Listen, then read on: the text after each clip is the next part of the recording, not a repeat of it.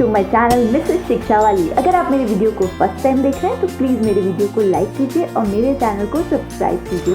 आज का हमारा टॉपिक है क्लास 4 ज्योमेट्री का पार्ट 4। इसमें मैं आपको सिमेट्री, टेसिलेशन एंड टैंग्राम के बारे में बताऊंगी। तो आइए शुरू करते हैं हमारा आज का video. So today's topic is geometry part 4। इससे पहले आप लोग part 1, part 2 and part 3 watch कीजिए, बहुत अच्छे से ज्योमेट्री समझ में आएगी। Now in part 4 I'll tell you about symmetry, tessellations and tangrams. Before I start to explain in detail, have a brief overview of the topics. Symmetry क्या है?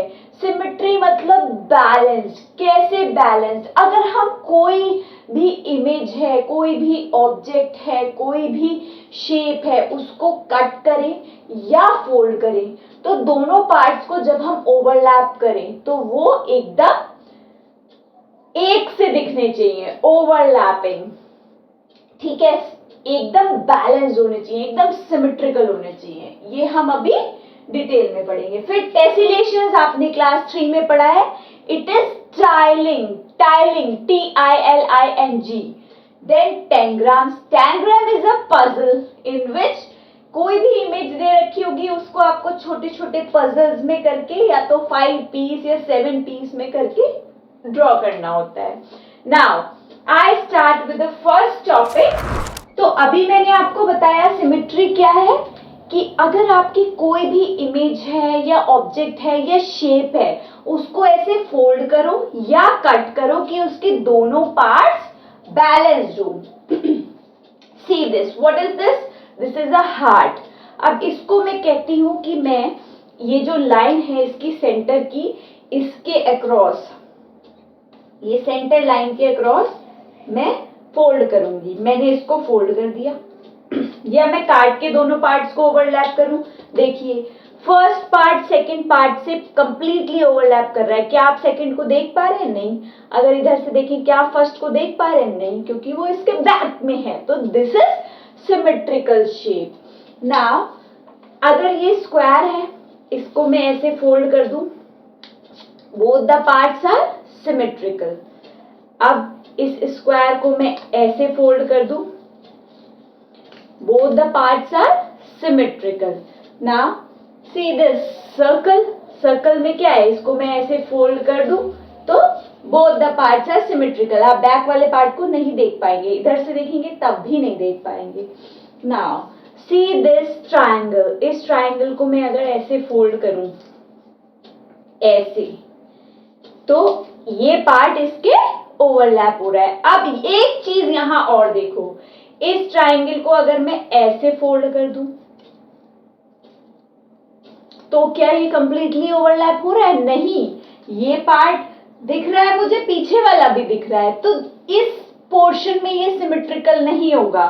कैसे सिमेट्रिकल होगा?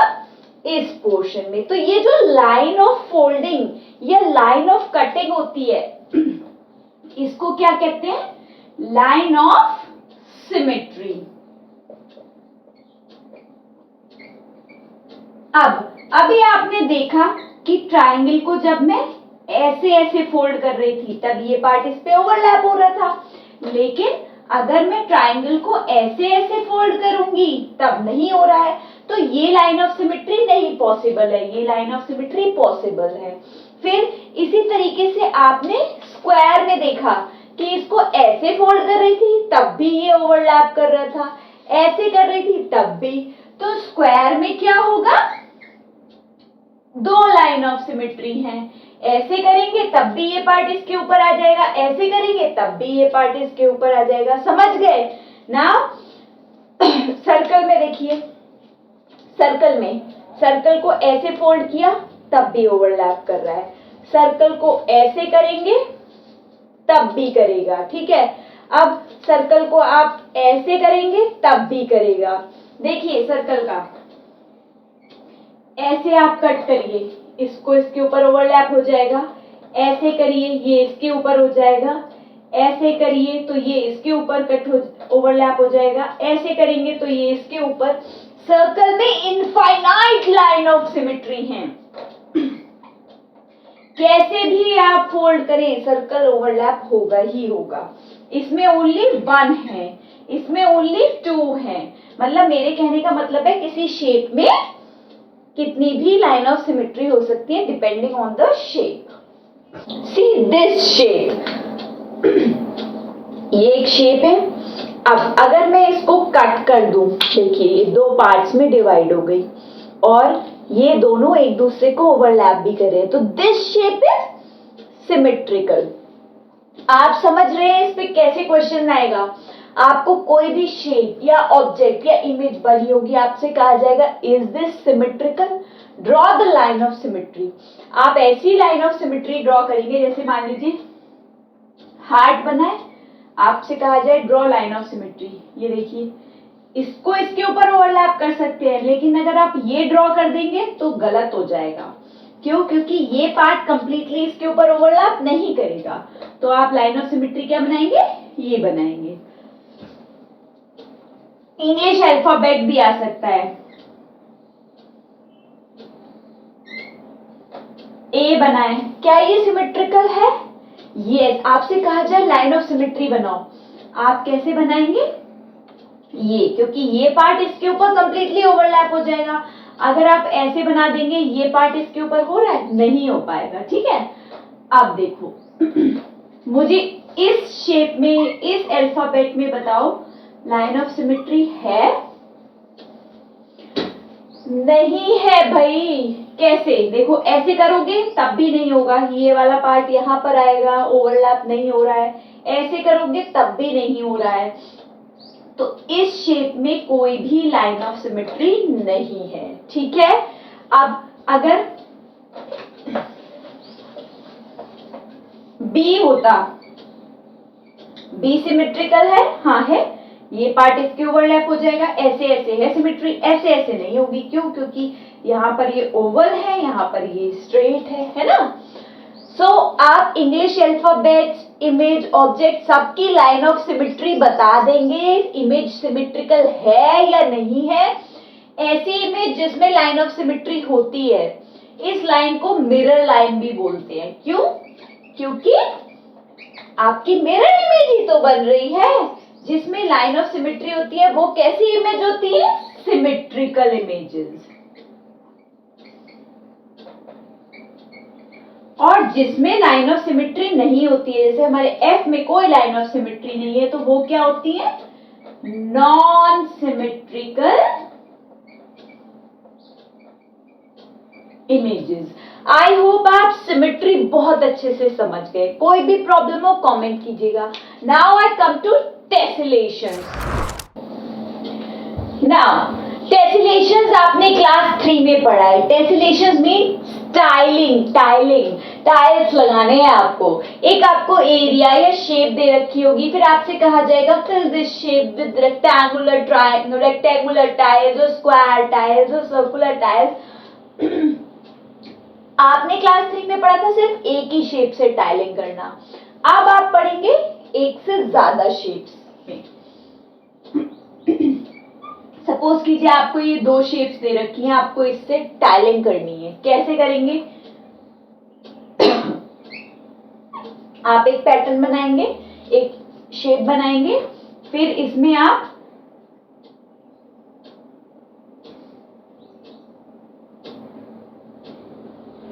रुकिए, मैं कलर पेन्स यूज करती हूँ तो आपको अच्छे से क्लियर हो जाएगा। आप एक ये वाली शेप बनाएंगे,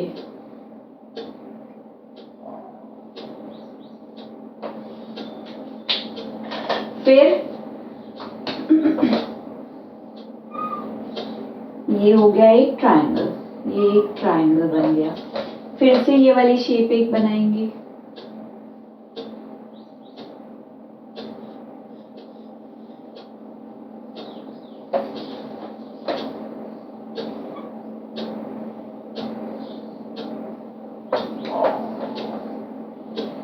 आपको ऐसे करके टेसिलेशन बनाना है। देखते रहिए। टेसिलेशन मतलब आपको टाइल लगाने हैं।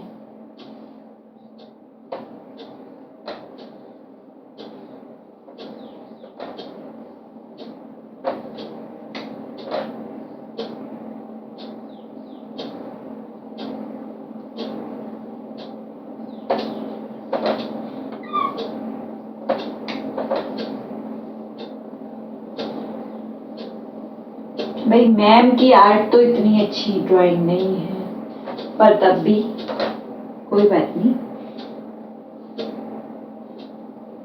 समझ में तो आ रहा है ना? टेसिलेशंस में आपको सेम पैटर्न से टाइलिंग करनी है। देखो सिमेट्री देखना है आपको, ये नहीं कि कहीं भी ट्रायंगल लगा रहे हैं, कहीं भी हेक्सागन लगा रहे हैं, सिमेट्रिकल लगाना है जो भी लगाएंगे। देखिए ये है tessellation patterns using these two tiles. ऐसे ही आपको कोई भी शेप दे रखी हो, आपसे कहा जाएगा create the draw the tessellation pattern या कंस्ट्रक्ट द टेसिलेशन पैटर्न, आप कर लेंगे, ठीक है। Now I come to tangrams. Now what is tangrams? Tangrams आपने क्लास 3 में पढ़ा है। Tangrams is a dissection puzzle in which you use flat polygons. Polygons मैंने कल पढ़ाया था शेप्स में। पॉलीगन क्या होता है? क्लोज्ड फिगर होती हैं। आपने 3 साइडेड पढ़ी थी ट्राइंगल, 4 साइडेड पढ़ी थी क्वाड्रिलेटरल।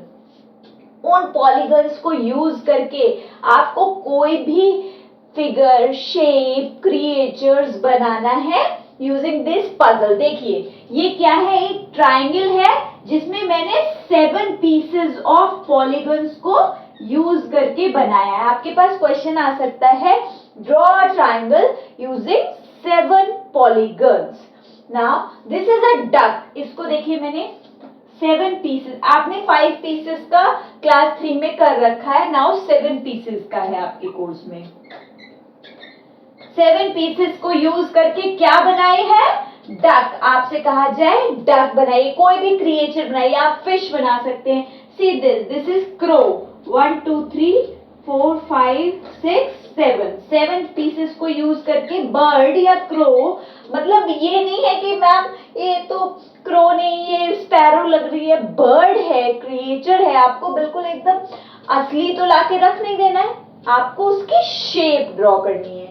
एक तो ये आ सकता है क्वेश्चन कि आपसे कहा जाए using 7 pieces of tangrams draw the duck, using 7 pieces of tangrams draw triangle, या स्क्वायर को स्क्वायर का tangrams बनाना है यूजिंग 7 पीस, तो स्क्वायर शेप बना देंगे आप, उसमें 7 पीसेस अंदर दिखा, कोई भी 7 फ्लैट पॉलीगन्स, जरूरी नहीं है यहाँ स्क्वायर आए, यहाँ ट्राइंगल आए, यहाँ रेक्टेंगल आए, कोई भी कैसा भी अरेंजमेंट कर सकते हैं। ये जरूरी नहीं है कि डक में मैम ने ऐसे बनाए हैं इधर को मुंह करके, आप इधर को मुंह करके बना दीजिए, कोई बात नहीं। डक दिखनी चाहिए और फ्लैट पॉलीगन्स होने चाहिए, ठीक है। अब एक क्वेश्चन और कैसे आ सकता है? आपके पास एक इमेज ड्रॉन हो, सपोज कीजिए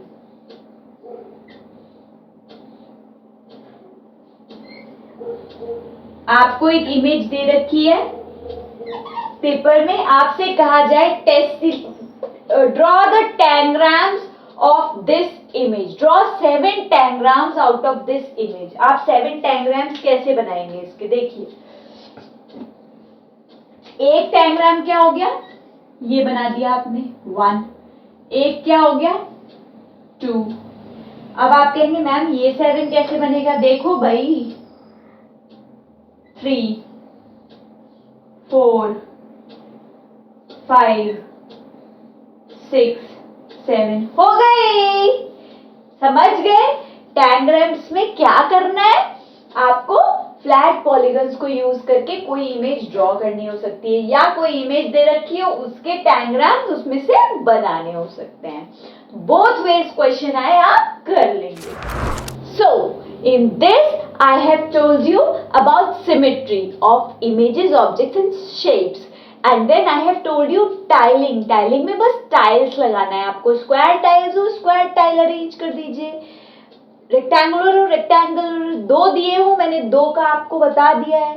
देन tangrams में क्या करना है? पजल बनाना है। पजल बहुत इंटरेस्टिंग होता है।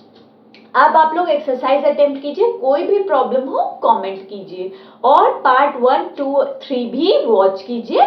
Thank you, bye bye, happy learning. Thank you for watching. Please like, comment and subscribe my channel, and also press the bell icon for the notification. Bye bye. Happy learning.